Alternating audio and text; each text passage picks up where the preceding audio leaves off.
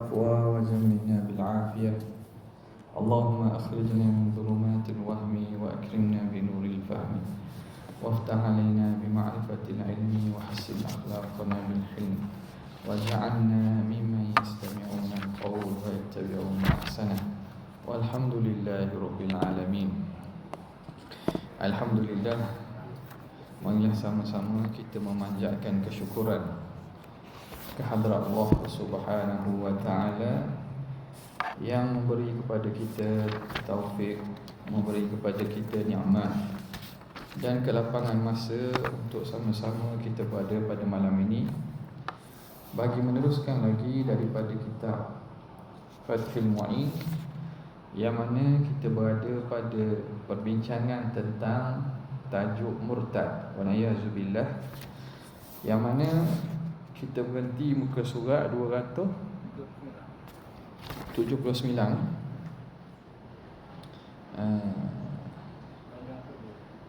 Wa ma waqa'a. Situ. Bismillahirrahmanirrahim. Qala al-muallif rahimahullah wa nafa'ana bihi wa bi'ulumihi fid dharain amin ya rabbal alamin.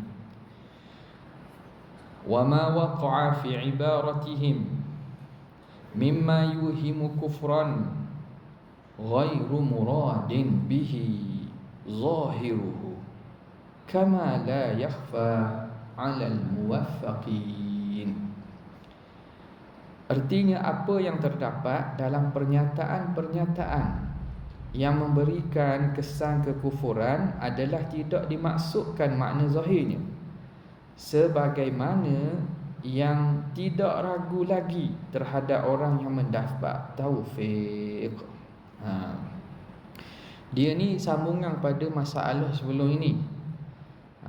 Yang tah tu qala syekhuna ka syekhihi qaulul wali hala ghaibatihi anna Allah wa nahwuhu mimma waqa'a li a'immatin minal arifi ka ibn Arabi wa atba'ihi bihaqqin. Dia kata tidak dikira sebagai murtad perkataan orang-orang yang sampai berlaku ahwal kepadanya. Berlaku ahwal ni maknanya berlaku mari jazbah. Kalau istilah tasawuf ni dengan jazbah, tarikan. Kena, kalau bahasa kita setok dah. Setok ni kejut lah. Kejut. Jazbah daripada Tuhan ni, bila mana seseorang itu terlampau ingat ke Tuhan dan merasakan bahawa tidak wujud kecuali Tuhan, maka keluarlah daripada mulut-mulut mereka perkataan-perkataan yang mana seperti dia kata anallah, aku Tuhan, ataupun dia kata ma fi jubbati illallah, tidak ada dalam poket jubahku kecuali Tuhan. Jadi perkataan-perkataan itu berlakunya kepada siapa? Kepada orang-orang yang disebut a'immatin minal arifin, orang imam-imam yang arif billah, para wali. Jadi isu ni perbincangannya dalam tasawuf. Cuma kerana dia berkait dengan masalah riddah murtad ni, maka musannif pun sebutlah. Kalau kita bolehlah sebut secara tidak langsungnya, perkara ni berlaku kerana bekas yang menerima anugerah tu tak mampu nak menampung anugerah. Apabila seseorang itu, hati manusia ni berbeza. Sebab itu benda ini kalau kita lihat pada para nabi, pada sahabat, kita nampak jarang berlaku. Jarang, ini tidak masyhur lah. Tak masyhur. Tubik perkataan pelik-pelik sedemikian kepada para imam-imam besar, para sahabat, para salafus soleh yang besar. Sebab apa?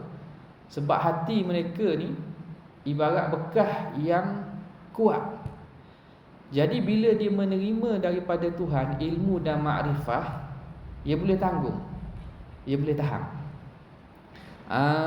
Dia boleh tahan. Jadi kerana apa yang Tuhan beri ni, kadang-kadang ni kita ilmu zahir. Ilmu makrifat yang Tuhan beri laduni daripada dia tu kadang-kadang tak mampu tertahan oleh diri, kerana persiapan dan juga bekah tak kuat. Bila bekah tak kuat, dia boleh jadi pecah. Jadi pecah. Contoh kita kata ginilah. Contoh kita kata, bagi seorang yang tak pernah dapat duit banyak, tak pernah nampak, tak pernah boleh duit banyak, orang wis debok 100,000 atau 1 juta, ambil aku guna jadi tak suka ngilah sepik tepik maknanya tak? Maknanya boleh jadi gitu, tak sedar. Siapa makna boleh dia tu tak sedar tepiknya, sukanya, tak? Sebab apa? Tak pernah pegang duit sebanyak tu. Ada pun orang dah biasa dah duit banyak duit. Makna mainan tu bukan kira ratus-ratus ribu-ribu, kira ratus ribu, juta-juta. Orang wis tak ada benda. Makna dia terima 1 juta utuh je tak ada apa. Sebab apa? Anugerah yang dia terima tu bagi dia biasa. Nampak? Dan antara dan benda ini sebenarnya kita kata kerana apa? Kerana diri itu kadang-kadang tak mampu, ataupun orang tu dia ada persiapan kuat. Dan ini berlaku. Sebab itu kalau tengok Nabi, pada sahabat imam besar, kita dapati jarang keluar perkataan-perkataan pelik yang pada zahirnya menyalahi syariat. Sebab apa? Sebab dalaman mereka, bekas mereka itu kemah, teguh. Jadi kalau Tuhan beri apa-apa ilmu di pandai, disimpan. Dia tak lajak, dia tak jadi tak sedar. Dia jadi tak dia boleh tahan. Ada pun kadang-kadang terjadi kepada para aulia. Mereka para aulia memang tinggi pada kita. Kita kata bekah dak kemah kita ni, kalau bukan makna dak kemah nisbah kita, nisbah pada orang yang lebih tinggi dengan mereka. Sebab itu bila Allah Taala beri sikit, jadi tubik perkataan-perkataan pelik. Tubik perkataan-perkataan yang pada zahirnya menyalahi syariat. Itu yang ditakwilkan dan dihuraikan oleh para ulama arif billah, ulama tasawuf. Dan benda ini tidak disuruh untuk kita kejar dan tidak disuruh untuk kita ikut-ikut. Sebab kalau orang faham antara dua darjat ni, darjat orang yang keluar perkataan ni sebenarnya lebih rendah daripada orang yang mana dapat jaga syariat.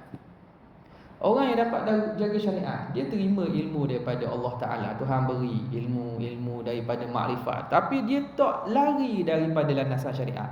Mana orang ni mempunyai bekah yang kuat, teguh, berbanding dengan yang berlaku pada mereka perkara-perkara sebegini. Jadi orang kita kadang bila nampak hebat dia tu, sebut ni Allah, aku Allah, dia tu Allah. Jadi benda gini tak. Jadi dia benda yang pada zahirnya memberi fitnah kepada orang.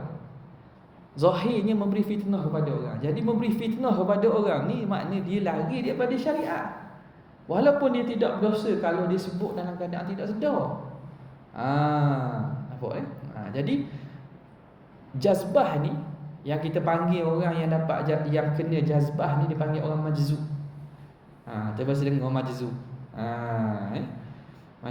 Majzub ni dia yang dijazbah oleh Tuhan, yang ditarik macam tak sedar. Bahkan hukum mereka ketika itu tidak mukallaf ketika itulah. Sebab apa? Sebab hilang kesedaran. Dia cakap dalam keadaan tak sedar diri. Jadi orang tak sedar diri ni kita tak boleh buat hukum lah. Baik. Jadi itu yang berlaku, dan kita disuruh untuk husnuzan dengan pada orang-orang sedemikian ni. Bukan orang berlakon. Takut learning, takut learning, ada hok berlakon, buat majzub. buat majzub. Dia mending buat majzub ni, jangan buat majzub. Buat majzub tak ada apa tau. Nak suruh orang kata ni pelik, ni wali.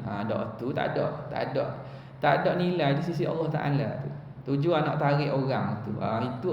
Itu makna habuan dunia lagi. Dia tu beribadat kerana nak tumpuan orang.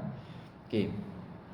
Jadi kata Syekh, wa ma waqa'a, apa yang berlaku fi ibaratihim, pada ibarat ayat-ayat mereka.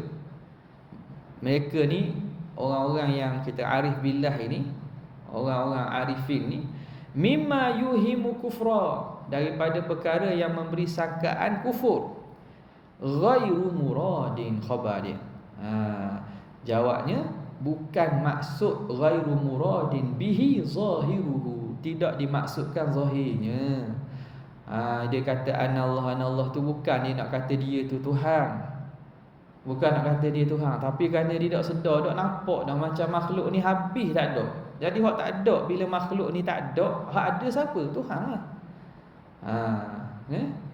Hak ada Tuhan lah. Bukan suruh aja ni tangan kita ke tangan Tuhan. Tuhan dah. Tu salah gitu.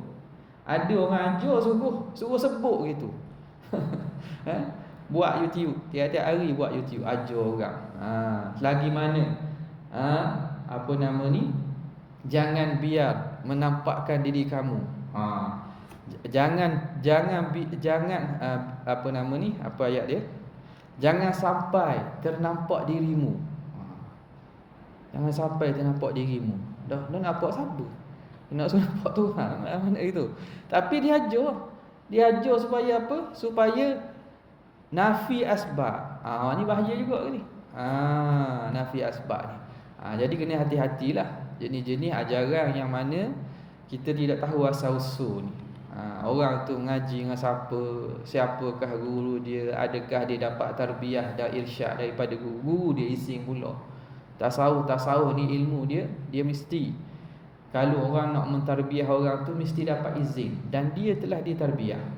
Kalau orang majzub saja tak boleh ngaji, kita tak boleh dapat nak jadi sebagai guru mursyid, tak boleh. Sebab apa? Sebab dia tidak jalan, tak pernah dijalani dan tak pernah dibawa oleh gurunya ikut jalan. Orang yang pernah dibawa ikut jalan biasa, contoh nak pergi Kuala Lumpur, dari Kuala Lumpur lah nak pergi ke Paka, tahu jalan ni highway boleh, jalan patah boleh, lepas ni temu RNA berapa kali sini, dia boleh bawa orang.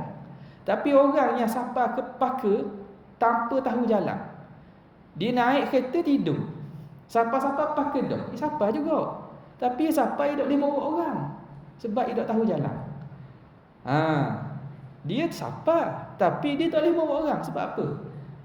Hak dia sampai tu dah kat sampai dah, jalan-jalan kat mana-mana dia tak tahu. Maka dia tak boleh nak tarik orang, dia tak boleh bawa orang.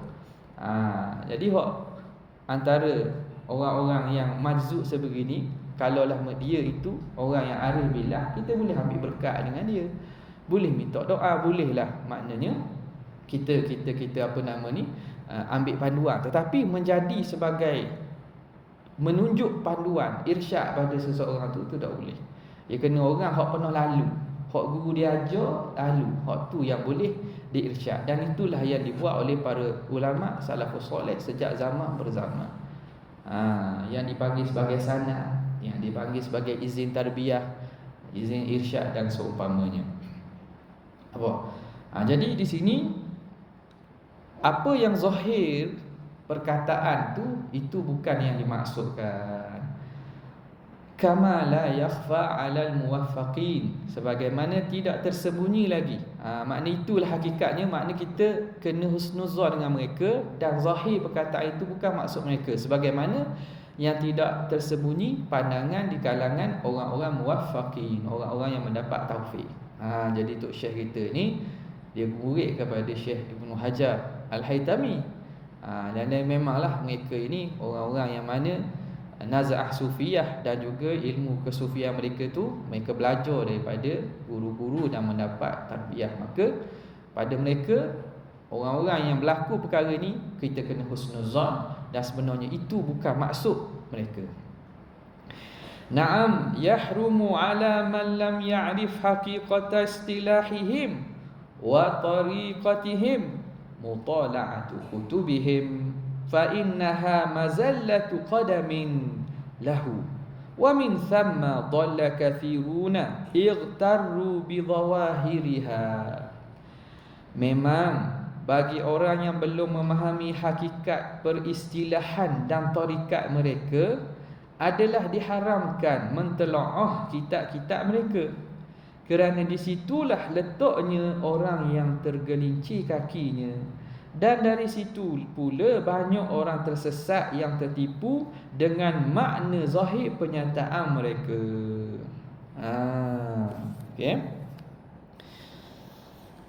Jadi di sini kata Tuan Syekh kita, na'am, betul. Namun na'am dengan makna istidrak. Walaupun kita kata mereka yang sebut perkataan tu sebenarnya betul kerana mereka tidak memaknakan makna zahir. Mereka tidak maksudkan bahawa dia tu Tuhan. Ada? Tidak gitu. Namun yahrumu, haram ala man lam ya'rif haqiqat istilahihim, haram ke atas orang yang tidak mengetahui hakikat istilah mereka, wa tariqatihim, dan tak tahu jalanan ulama sufi ni.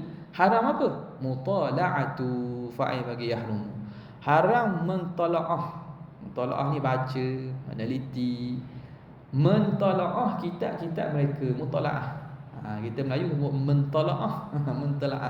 Mentalaah tu daripada bahasa Arab mutalaah. Ada? Mutalaah ni tengok belek, buka, baca. Jadi ni pesanan ulama', dia pesan lama dah. Dia kata kalau kita ni orang yang bukan ahli, tak suruh pergi baca lah, tak suruh pergi cari kitab-kitab, pergi baca, jangan. Awal lagi dah dipesan dah. Pesan supaya apa? Jangan dekat. Tapi manusia ni gini kan, hok larang tu nak pergi. Ni musim-musim hujan, kita larang nak kita. Tak suruh pergi main kat parit tu, air boh tu, tak suruh pergi main kan. Pergi main juga. Nafsu manusia ni gitu. Sebab apa? Sebab memang manusia tu Nabi Adam dengan Siti Hawa, Allah Ta'ala, la taqraba hadhihi syajarah, jangan dekat pokok ni, dekat apa? Makna sifat kemanusiaan tu dia ada sifat nak lawang tu, nak cuba tu. Nak larang tu. Bila larang dia akan buat. Jadi ulama larang mutalaah kitab ni. Kitab Fususul Hikam contohnya, kitab Futuhat Makkiyah. Apa lagi? Itulah kalau bagi Ibnu Arabi, kitab Al-Insanul Kamil bagi Abdul Karim Al-Jili. Banyak lagi lah, ada beberapa kitab lagi yang mana yang diharamkan. Kalau hak Melayu ni hak diharamkan oleh KDN ialah Kashful Asrar. Ada? Kashful Asrar. Lagi apa lagi? Durun Nafis ke? Tak. Durun Nafis tu ada mengajar lah, tapi makna ada lagi lah tok guru mengajar. Ada, saya tak ingat lah, kalau salah sebut tu maknanya tengok balik lah. Kerana apa? Kerana setengahnya mengharamkan baca dan ajar. Kerana apa? Tak ada ahli dah.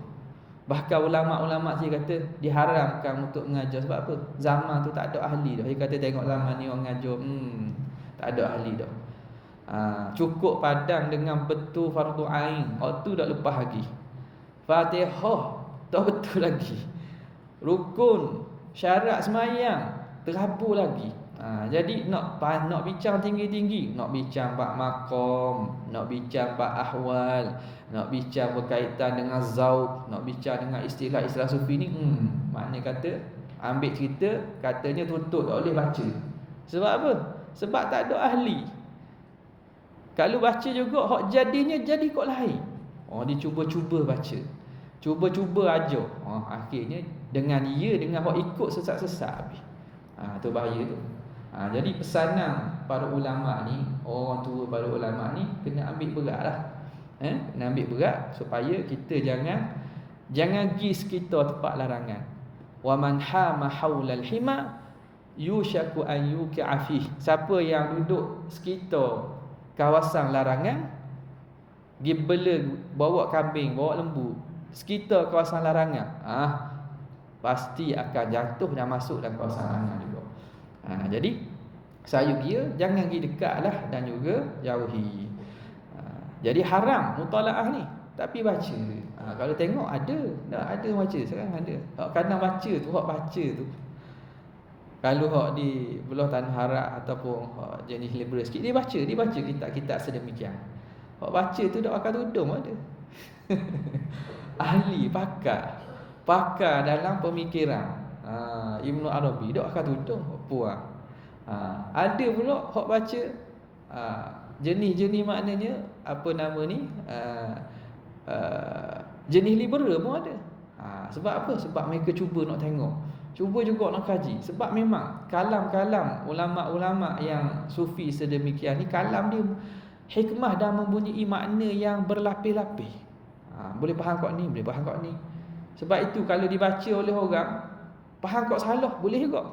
Kalau beri kepada ahli dia, dia faham kok cara betul, boleh juga. Jadi benda tu yang dilarang. Mereka kata kitabuna haramun ala ghairi ahli. Kitab-kitab kami ni haram ke atas orang yang bukan ahli. Okey. Fa innaha, kerana sesungguhnya kitab-kitab itu mazallatu qadamin, tepat gelicir bagi seorang tu. Makna dengan kitab ni boleh gelicir, gelecoh mak akidah ni bahaya. Gelecoh mak akidah ni bahaya. Kerana gelecoh mak akidah ni jurang dia dak fasik kufur. Dak fasik kufur, jurang dia besar, dia tak ada dosa-dosa kecil dah ni. Dia kira dosa besar teruk, dak dosa besar bawa pada kufur. Wa iyyazubillah. Wa min thamma, dari kerana itu, dari kerana bacaan kitab ini boleh menjatuhkan, boleh menggelecohkan kaki-kaki orang, dhalla kathiruna, sesatlah oleh ramai orang sesat. Dia hak ni berlaku kan zaman kita je, zaman dulu pun ada juga. Hak jenis pergi baca dalam keadaan dia tidak ada persiapan dan bukan ahli, jadi sesat.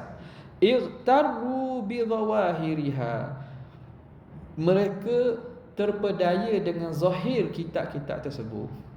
Dah nampak kalam ni gini, orang kata hak ni nak makrifat kena buat gini. Padahal dak pun. Padahal dak pun. Jadi itu yang menyebabkan antara sebab-sebab ajaran sesatnya begitulah. Nampak? Iaitu mutalaah kitab-kitab yang diharamkan mutalaah. Seterusnya kata musannif rahimahullah, wa qaulu ibni Abdissalam, yu'azzaru waliyun qala ana Allah fihi nazar, li'annahu in qalahu wa huwa mukallafun fahuwa kafirun la mahalata, wa in qalahu halal ghaibati al-mani'ati litaklifi fa ayyu wajhin litta'zir. Intaha. Pendapat Ibnu Abdissalam, wali yang mengatakan saya adalah Tuhan, itu dikenakan hukuman ta'zir. Di sini perlu ada penelitian, kerana jika wali mengatakannya dalam keadaan mukallaf, maka secara pasti dia dihukum kafir. Dan jika dia mengatakannya dalam keadaan ghaibah ni tak sedar diri, yang menghalangi kemukallafahannya, menghalangi taklif dia, maka dari wajah mana bisa dikenakan ta'zir? Jadi Tuan Syekh bawa pandangan Syekh Izzuddin bin Abdissalam. Izzuddin bin Abdissalam ni ulama besar lah dalam mazhab Syafi'i kita. Dia ni dia duduk di Mesir dia, dan dia ini digelar sebagai Sultanul Ulama. Sultan para ulama zaman tu, kerana hebatnya ilmu dia tu. Dia ulama mazhab Syafi'i ni, dan digelar sebagai Bai'ul Muluk, penjual raja-raja. Raja dia jual gitu je. Jual raja kat mana ni? Raja zaman itu, raja zaman Mamalik. Kerajaan Mamalik ni ialah hamba bagi kerajaan Abbasiyah yang dia utuhkan pergi perang, buka wilayah. Jadi kerajaan Abbasiyah yang duduk di Baghdad, dia hamba ramai, jadi hamba dilatih jadi tentera, dia latih untuk buka daerah-daerah sekitar penguasaan Islam.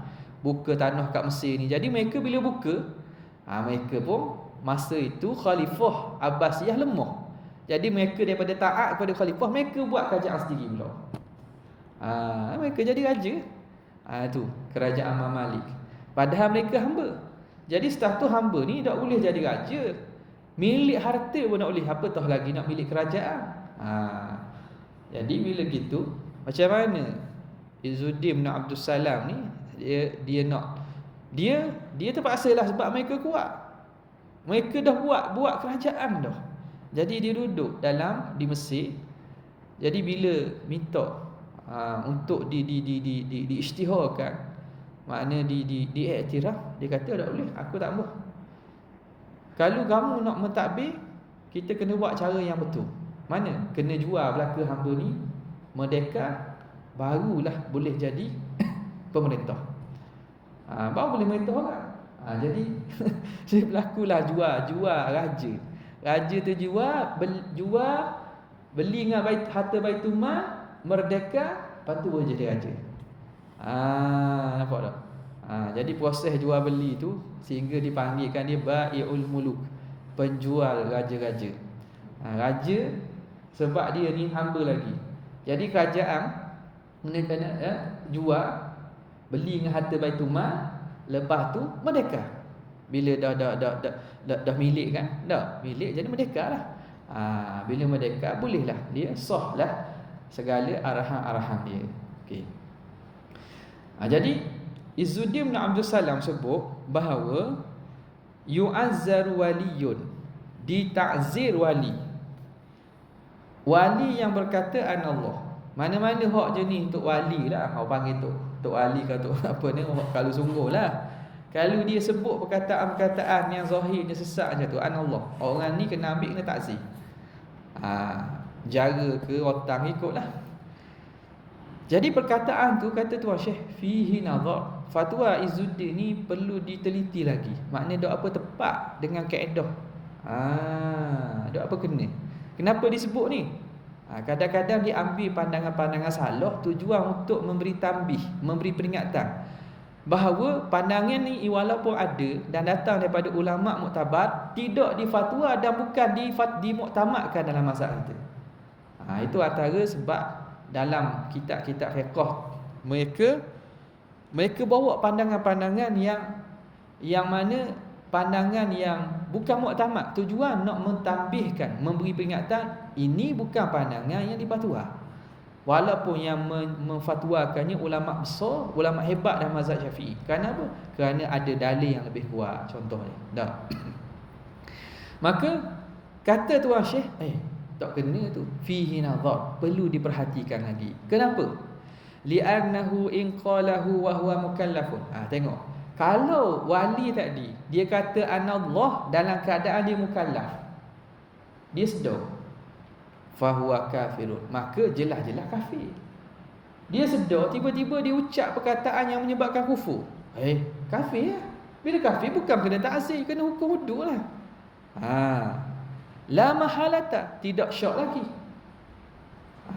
Anda yang pertama, wa in qalahu halal ghaibah, kalau dia kata dalam keadaan tidak sedar diri, al-mani'ati litaklif, yang mana al-ghaibah ini, tak sedar diri ni, dia menghalang taklif, fa ayu wajhin li ta'zir. Kalau gitu, apa sebab kena ta'zir? Sebab bukan mukallaf kan, dia tak sedar.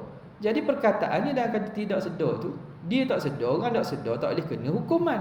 Kenapa nak kita ta'zir? Jadi betul kata dia. Sebab tu katanya fatwa Syekh Izzuddin ni tak kenalah.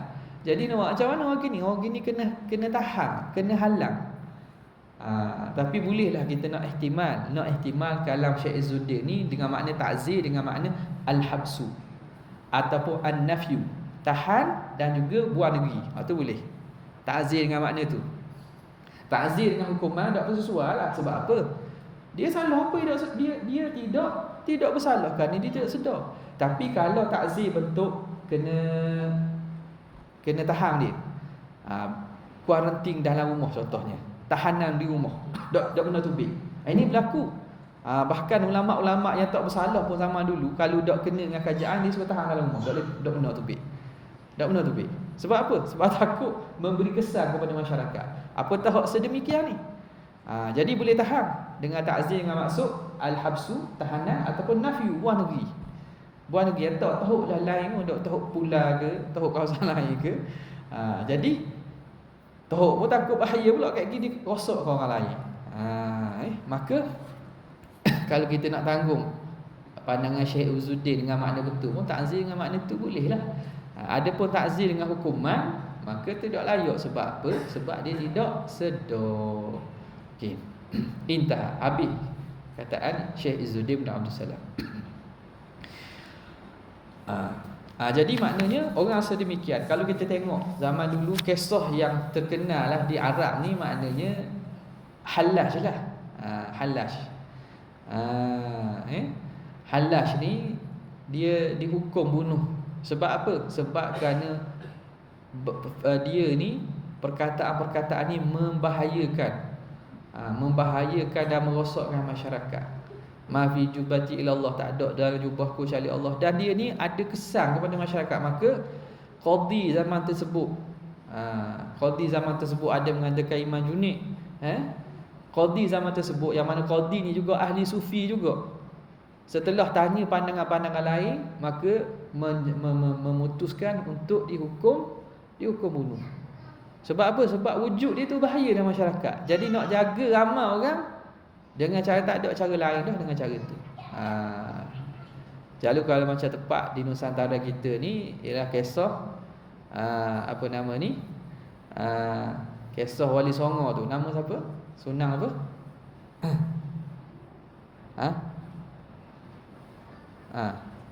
Hak dibunuh tu nama apa? Tak ingat?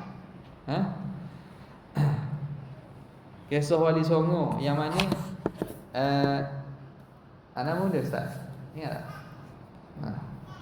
Ada. Dia juga kisahnya serupa. Sehingga digelar Hallash Nusantara. Hallash Nusantara. Tak mari nama dia. Okay. Maka apa nama ni? Dalam keadaan itu juga dia dihukum oleh kerajaan ketika itu dengan persetujuan wali-wali yang ada pada zaman tersebut. Ulama-ulama itulah dengan persetujuannya apa nama ni, dihukum bunuh juga. Ada orang buat cerita. Nama apa? Cuba. Syekh Siti Jenar. Syekh Siti Jenar. Siti Jenar. Orang bukan puang lelaki Siti Jenar ni bukan puang lelaki. Syekh Siti Jenar. Jadi dia dihukumkan dengan dibunuh juga. Sebab apa? Sebab membahayakan masyarakat. Kisah ada Indonesia buat cerita. Macam-macam lah cerita tu, dan kita pun tak tahulah versi mana betul tu. Tetapi lebih kurang kesnya ialah kerana masalah ni, masalah wahdatul wujud dan perkataan-perkataan dia yang membawa kepada kufur. Maka kerana bahaya kepada masyarakat, kerajaan pun mengambil tindakan sedemikian. Makna hak kena tindakan warta, hak dibesuk seorang tu, hak tu tak ada benda tu, hak tu wajar, disekat lah, sekat je. Dah. Sekat tu pun boleh masuk pergi. Boleh masuk ke YouTube, boleh mengajar ke YouTube. Kerana apa? Kerana dia kutuk imam-imam besar, Imam Abu Hanifah, dia kutuk Imam Abu Hasan Asy'ari. Dia tuduh orang rakyat Malaysia ni mazhabnya mazhab bukan mazhab yang akidah yang benar, mufti-mufti. Jadi memang kenalah. Sebab apa? Hak ni, ini sesat kot lain pula ni. Ini sesat kerana dia panggil memaham dengan cara tak betul. Kefahaman yang tidak betul. Kerana dia faham kot cara faham sendiri, tak mengaji dengan berguru, tak mengikut manhaj ulama, faham dengan fahaman sendiri. Akhirnya jadi sesat dan menyesatkan orang. Nasallallahu alaihi wasallam. Okey. Kemudian kata pengarang wadzalika kanafyi sani'in wa nafyi nabiyyin au takdzibihi wa jahdi dah. Wa jahdi mujma'in alaihi ma'lumin minad din bid-darurati min ghairi ta'wilin wa illam yakun fihi nassun kawujubi nahwi salatil maktubati wa tahlili nahwi al-bai'i wal nikahi wa tahrimi syurbil khamri wal liwati waz zina wal maksi wa nadbir rawatibi wal 'idi. Kekufuran atau kemurtadan tersebut seperti misalnya menganggap tiada Tuhan pencipta, tak ada Tuhan pencipta. Tak ada Tuhan pencipta. Dan menganggap tiada Nabi, atau mendustakannya, menentang hukum yang disepakati benarnya serta diketahui dari dalil agama secara pasti dengan tanpa melalui takwil sekalipun. Dengan tanpa melalui takwil sekalipun tiada nas. Itu tanpa melalui takwil sekalipun tiada nas. Misalnya kewajipan semacam solat 5 waktu, penghalalan semacam jual beli dan nikah, pengharaman minuman khamar, liwat, zina dan al-maks, dan yakni semacam pungutan liar. Mas ni makna kalau tengok molek bahasanya, kita nak sebut orang panggil zaman dulu ni, kita bukan kata ke mana-mana ni, macam orang panggil cukah, pungut cukah, al-maks. Okay. Dan kesunahannya solat rawatib dan solat Id. Okay. Sekarang ni masuk dah pengarang nak menceritakan perkara-perkara yang boleh menyebabkan murtad ni. Ni penting ni. Perkara-perkara yang boleh menyebabkan murtad. Banyak. Wadzalika katanya, dan demikian itu. Demikian mana?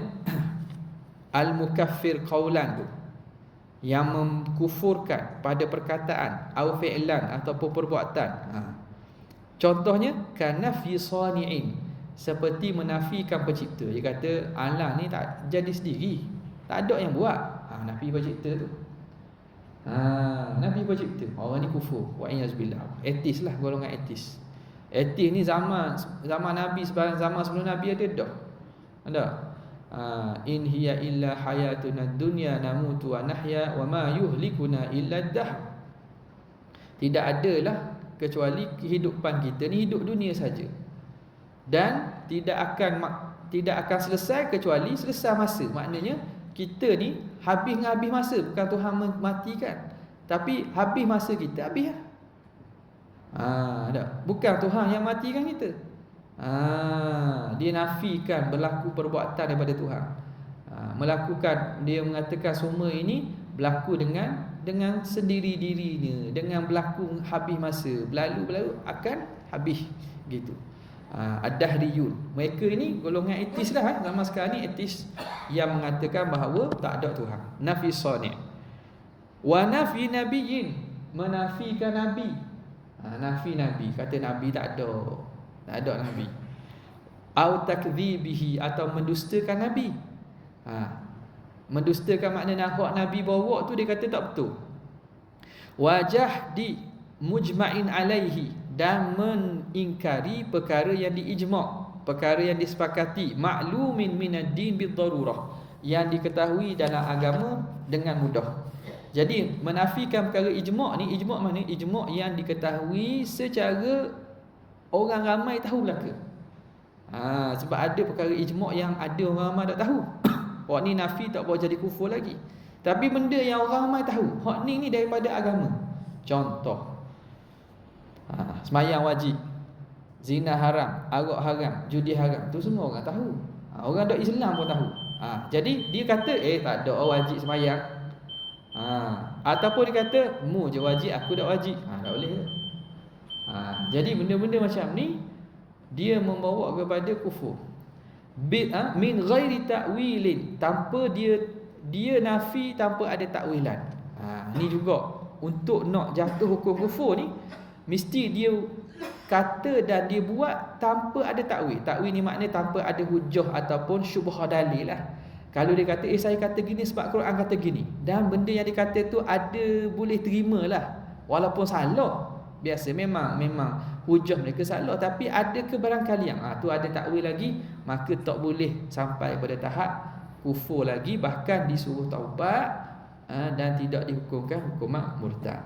Wa illam yakun fihi nassun, walaupun perkara yang ijma' ini tidak ada nas sekalipun, tapi bila dah berlaku ijma', maklum minan din bidarurah, maka benda itu tidak boleh dinafikan. Kemudian kita sambung pada kesempatan yang akan datang, kawujubi nahwis solah, di tengahlah sini. Jadi sekadar itu saja untuk kali ini, dan saya ucap terima kasihlah kepada tuan-tuan puan-puan yang menyumbang untuk program Pesabah ni. Moga Allah SWT memberkati harta-harta kita, diri kita, keluarga kita, ahli-ahli kita, dan memberi keberkatan dalam kehidupan kita, insya-Allah taala. Dan bersebenarnya itu minggu depan nak doa lah. Mau cari orang lain nanti. Jadi minggu depan nak doa. Sekadar itu saja. Wabillahi taufiq hidayah. Assalamualaikum warahmatullahi wabarakatuh.